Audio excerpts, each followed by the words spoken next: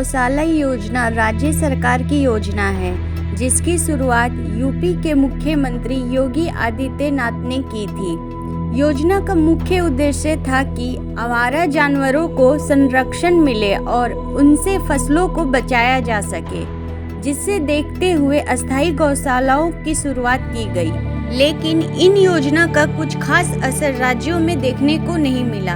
आज भी बुंदेलखंड क्षेत्रों में जानवर सड़कों पर आवारा घूमते हुए दिखाई देते हैं और दुर्घटना का शिकार हो जाते हैं। कहीं ये जानवर किसानों की फसलें चौपट कर देते हैं। गौशाला में रह रहे जानवरों का भी बुरा हाल है, ना सुरक्षा है और ना ही चारे भूसे की व्यवस्था है। इस समय ठंड की वजह से बहुत से अन्य जानवरों की मौत भी हो रही है। तो ये बताना चाहता हूँ कि योगी जी कहते हैं कि हमने गौशाला बना दी, लेकिन जा करके देखिए वो गौशाला नहीं, वास्तव में एक मृत्युशाला है। और मैं ऐसे नहीं बोल रहा हूँ, मेरे इस मोबाइल में हजारों प्रमाण हैं कि एक ही गौशाला के अंदर जीवित गाय को पीछे से कुत्ता नोच रहा है, आगे से उसी गाय की आंख को कौवा नोच रहा है और ब्लडिंग हो रही है। अब बताइए, इस असहनीय पीड़ा को आप भी देख लेंगी, कोई भी जनमानस देखेगा तो क्या खाना खाएगा? आखिर अभी तक इस सरकार ने उसमें क्या संज्ञान लिया है? जब गाय या गौर यहाँ पे मर जाते हैं तो कहाँ पे फेंकते हैं? आप लोगों को क्या क्या दिक्कतें होती हैं? क्योंकि अपने खेतों में भी फेंक देते हैं। अरे हाँ, अभी जैसे पारा सड़क किनारे किनारे से फेंक दी ने, सब लोग निकलत है। पहले तो यहाँ आ रहा मेले वाला, पहले मालिक गौशाला बन गया तो जहाँ पाए तहाँ फेंक दें। तो अब यहाँ की इधर उधर जहाँ पाए तहाँ फेंक देने। तो क्या ये जो गौशाला बनाया गया तो क्या इससे कोई सुविधा है? कोई सुविधा नहीं। सुविधा यह है कि मनो आवे पानी पियाओ, चारा डावा, इनका सेवा कर रहे हैं। एक साल हमारो चराए हैं, हमारे घर के यहाँ तो चरावा रहे 4 महीने का एक ही सगले दाउरे ने चराए नहीं, मगर तनख्वाह उनका नहीं मिला। कितने महीने का नहीं मिला? 200 रुपये का मन रोजा मिल रहा है।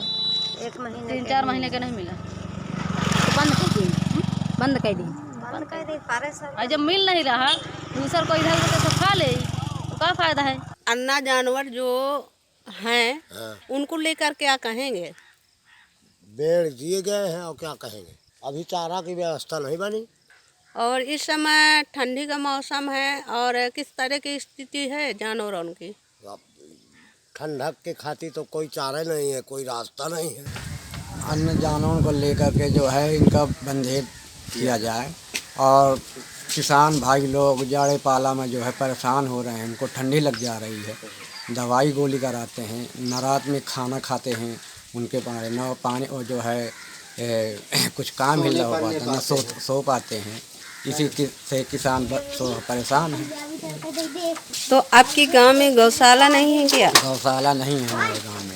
तो जानवरों के लिए किस तरह की व्यवस्था की जा रही है? सरकार तरफ से तो व्यवस्था कोई है ही नहीं है। फरार द्वारा जो है कोई 100 कोई 50 दे रहा है, तो उसमें अभी कोई इंतजाम नहीं हो पाया।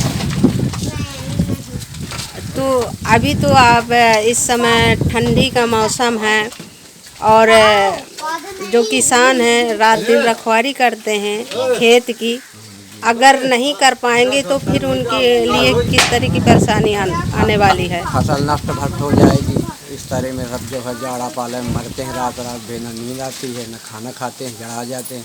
हमारी लोगों की खुद तबीयत खराब है, ये तो इलाज कराया है। पैसा अगस्त से अभी तक जो है जनवरी हो गई, सिर्फ 1 किस्त आई है, वो भी पूर्ण रूप से भी कंप्लीट मिली नहीं। अब इस पर यही कहेंगे भाई, जब पैसा नहीं आता ना तो सुचारू रूप से लेबर का वहाँ पे पेमेंट हो पाता है, ना सारी चीज़ें दिक्कतें होती, स्वयं संस्था को भी करना पड़ता है हर चीज़ें। कोई भी चीज़ें संस्था जब भी कोई काम आता है संस्था ही करती है। अब इसका जिम्मेदार तो हम फिलहाल तो हम ये नहीं कह सकते स्टार्टिंग में कैसे क्या था, क्या बजट था, क्या कैसे क्या बनाया गया, उसका जो भी रख रखा हुआ है। अभी भाई नए प्रधान है, इनका भी अभी कोई वो नहीं है कि नए प्रधान है कि नए प्रधान की वजह से ये चीज़ें हुई हों, उनको भी अभी कार्यभार मिला हुआ है। ये तो सारा चीज़ें पहले से सेटअप है, ये पूर्व प्रधानों की जो लापरवाही है वही इसका रीजन है, मेन चीज़ ये। जानकारी हुई तो मैं यहाँ पहुँचा और जैसा कि आपको ही पता है कि पिछले 2-3 दिनों से लगातार बारिश हो रही थी, धूप भी निकल रही है, तो भरण पोषण की व्यवस्था तो यहाँ ठीक ही मिली। भूसा भी रखे हैं, पैरा भी था। कहीं ना कहीं आपस में लड़ने भिड़ने से या कुछ भीड़ ज़्यादा होने से, क्योंकि यहाँ गौवंशों की संख्या 300 से ज़्यादा है, तो कुछ कारण ये भी हो सकता है। और ठंडी से बचाव का पूरा प्रयास किया जाना चाहिए। लोग करते भी हैं जैसा कि उन्होंने बताया। तो जानवर बैठते कैसे हैं? इतना कान कीचो है कि वहाँ नहीं, पे पानी बरसा है तो कीचड़ तो रहेगा, लेकिन जैसे ही ये सूखता है तो मैं इनको आदेश निर्देशित करता हूँ कि इसकी अविलंब साफ सफाई करें, समुचित व्यवस्था करें ठंड से बचाव की, और भूख प्यास से बचने के लिए इनको उचित राशन भी देना होगा। अभी हमें प्रधान को और सेक्रेटरी और जो भी संचालक हैं NGO के तहत इनको खाने पीने के लिए भूसे के अलावा हरे चारे की उपलब्धता हो जाती है तो बिल्कुल करना पड़ेगा, और उसके अलावा पशु आहार या जो भी खली चुनी चोकर एनर्जी के लिए इनको देना पड़ेगा। नहीं, अब तो उनका अंतिम संस्कार हो गया। मुझे देखिए, हमें सबसे पहले तो नहीं, PM तो होना चाहिए हर जगह जब मरती हैं तो, लेकिन यह है कि उसके पहले हमें इतनी समुचित व्यवस्था करनी चाहिए कि PM की जरूरत ना पड़े। सर, जो रामनगर गौशाला में 8 जनवरी को गौशाला के अंदर 4 गाय मारी पड़ी थी। जब हम प्रधान से बात की तो प्रधान करे उसमें हम जिम्मेदार नहीं हैं, NGO देखती है। तो क्या ऐसे होता है कि NGO को दे दी है? ग्राम पंचायत अपने स्तर से ग्राम पंचायत की कार्यवाही के बाद एक केवल NGO या ट्रस्ट के साथ में ऐसा अनुबंध है, संचालन में सहयोगी की भूमिका निभाएंगे। मूलतः जो जिम्मेदारी ग्राम पंचायत की है उससे वो बाहर नहीं जा सकता। तो अगर ऐसा है तो वो उनका कहना मुझे नहीं लगता कि ठीक है, क्योंकि ग्राम पंचायत की ही जिम्मेदारी वस्तुतः है गौशाला संचालन की। सर, जो ग्राम पंचायत गौशाला में गौ मारी गई हैं तो उनके लिए क्या कर रहे हैं? और जो दफना दिया गया उनकी कोई PM नहीं कराया गया, तो इसका कारण क्या है?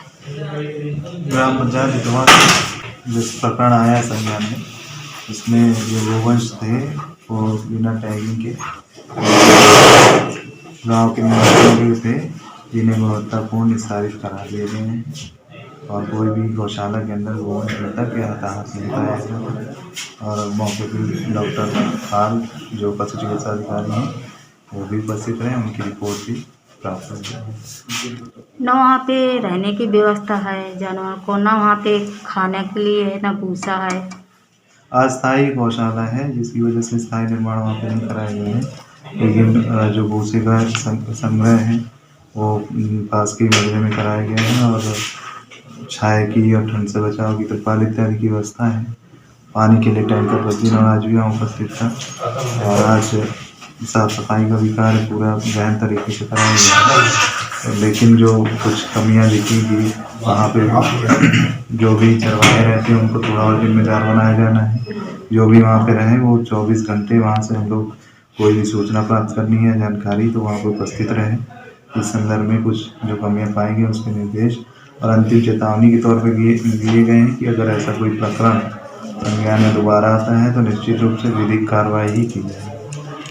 सर, जहाँ वहाँ पे लोगों का कहना है कि लगभग 40-45 जानवर मारे गए हैं, आप कह रहे हैं कि वहाँ पे 3 मिले हैं। वहाँ पर ये जो 3 की संख्या है ये सचिव और उनकी डॉक्टर जो हमारे पशु चिकित्सा अधिकारी उनकी रिपोर्ट थी, और मैंने भी जो स्वयं भ्रमण किया था तो लगभग 200-250 मीटर के बाद मुझे एक गोवंश मिला था। उसके बाद आगे जाने का रास्ता था नहीं था या मैं नहीं जा पाया। और जहाँ तक ग्रामीणों की बात है तो उनकी उपस्थित ग्रामीणों का बयान भी हम लोग के पास प्राप्त हुआ है, लिया गया है, जो भी उस बात से सहमत थे कि गोवंश गौशाला के अंदर कोई मृतक नहीं हुआ या गौशाला का नहीं मृतक हुआ।